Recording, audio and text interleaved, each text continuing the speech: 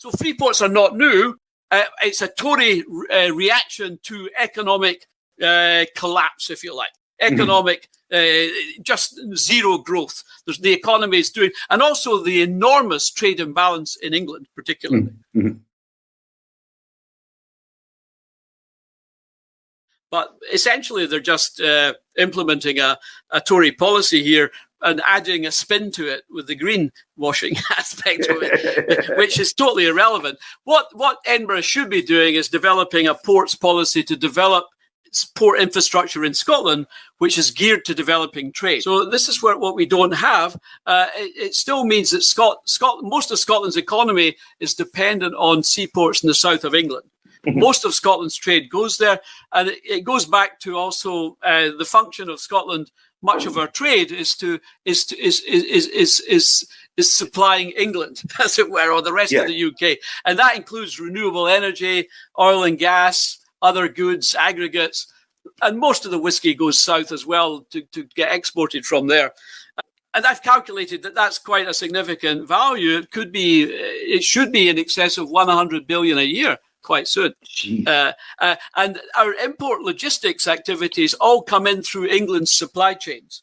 So Scotland is served practically entirely by London business, if you like, London corporate entities.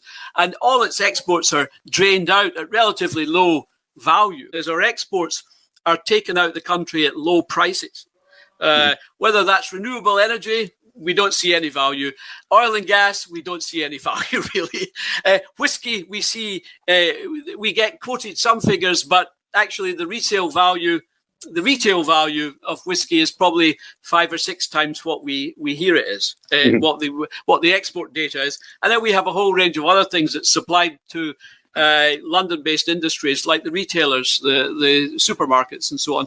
And then everything coming into Scotland, practically retail spend, comes in through, as I said, England's logistics centres, England's ports. So we're kind of held captive in that economic environment, whereas we would have enormous advantage in Scotland if we could control these assets and actually sell these goods to the wider market as well at better prices, and also to source goods in from the wider market directly into Scottish ports from international markets at lower prices. Our problem in Scotland particularly is we don't have advanced seaports. And I think this is where free ports around the world are linked to new, modern, sophisticated, competitive national seaports. So you'll see this in African countries, in Middle East countries, in Asian countries, in Caribbean islands, and so on. Free ports are generally connected and created to support the development of new port infrastructure.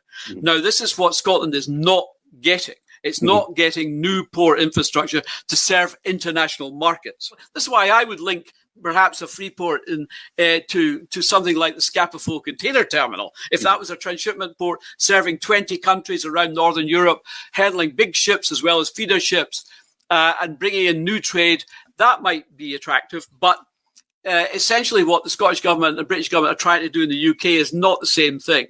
And it didn't work before, and I don't think it will work again. And that's pretty much it. But going back to port privatization in the UK back in the early 1990s, I did quite a lot of research on that, which was also used by the World Bank and UN agencies such as UNCTAD and ECLAC. And it's important to recognize that the UK went further than any other country. Usually ports just concession out the cargo handling operations. Right.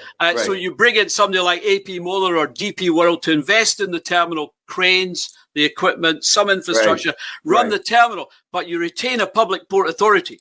But the state regulate the port, the state invest in the infrastructure. So the private sector are coming in, maybe buying or installing the cranes, the superstructure. So there's a divide between infrastructure and superstructure. And this is the common concession model globally, throughout the EU and globally. And what the UK did was different in 2 respects. It sold not just the cargo handling function, it sold the property rights, the land. And it sold the port authority as well. So it gave the regulator to the new private company. So what we have in the UK is these port estuaries are run by private groups that are now owned by offshore consortia. It's got all the land, it's got all the regulation, it's got a whole monopoly. So what the Tories did back in the 80s and 90s was they in transport generally is they sold off all the property rights. The problem we have in Scotland is these property rights under the claim of right, the common good, are held by, in the common good, they're held by the people. So there's a question whether they have the right to do this. And also going back, previous regimes took the ports, say for example on the Forth, there's maybe 10 different ports. These were owned by the boroughs at one time. They were owned by the communities. And this is the same as the continental model even today. The communities own the ports. France is a bit different because the central state has authority, but on the North Continent in general and Scandinavia, you'll find that mostly it's the municipalities, the cities, Hamburg, so on, Rotterdam, that control the port. Okay. And this is where London policy basically transferred the rights of the port owners, being the boroughs, first of all to trust ports, which are basically a semi-corporate entity, it was an English kind of model, and then subsequently to privatization. So I think we need to focus much more on the governance of these port infrastructures, which we've seen lack of investment in. We don't have a port policy in Scotland, and now we have a free port policy imposed that's very poorly thought out and isn't really sensible. It's been rebranded green for obviously simplistic and inadequate reasons. So it's not a workable thing. What needs to be done? Well, I think Scotland really needs a maritime policy. Any country with a coastline and ports needs a maritime policy because it's basically a trade policy. And without good quality, competitive international seaports, you can't develop your trade. And what all the former colonies did was reorientate their trade away from London. Yeah.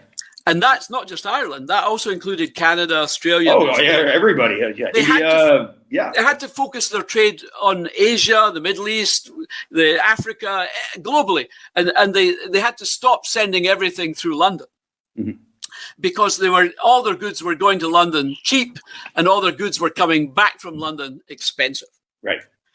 And this is what makes a colonial model or the internal colonial model dysfunctional. It leaves an economy uncompetitive, lacking development, and its people can't move out of the rut they're in. And this is what explains Scotland's lack of development, economic growth for so long.